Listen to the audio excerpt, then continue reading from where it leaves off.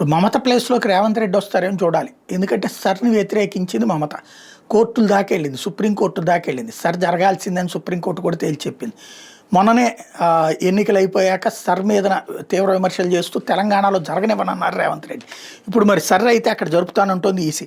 ఆంధ్రప్రదేశ్, తెలంగాణ సహా 17 రాష్ట్రాలు, 5 కేంద్రపాలిత ప్రాంతాల్లో 3వ దశ ఓటర్ జాబితా ప్రత్యేక సమగ్ర సవరణ కార్యక్రమాన్ని ఎన్నికల సంఘం మరికొన్ని రోజుల్లో ప్రారంభించబోతోంది.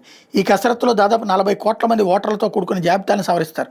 ఇందుకు సన్నాహక చర్యలు చేపట్టాల్సిన ఎన్నికల సంఘం ఇప్పటికే 17 రాష్ట్రాలు, 5 కేంద్రపాలిత ప్రాంతాలను ఆదేశించింది. కేరళ, అస్సాం, పుదుచ్చేరి, తమిళనాడు, పశ్చిమ బెంగాల్ శాసనసభల ఎన్నికల కారణంగా 3వ దశ కసరత్తు నిలిపేశారు. ఎన్నికల ప్రక్రియ పూర్తయిన నేపథ్యంలో రానున్న కొన్ని రోజుల్లో మిగతా రాష్ట్రాలు సర్ కసరత్తు ప్రారంభిస్తామని అధికార వర్గాలు చెప్పాయి. ఇప్పటి వరకు 10 రాష్ట్రాలు, 3 కేంద్రపాలిత ప్రాంతాలు ఈ కసరత్తు పూర్తయింది. వీటిలో భాగంగా 60 కోట్ల ఓటర్ల జాబితాను ఇప్పటికే సవరించారు.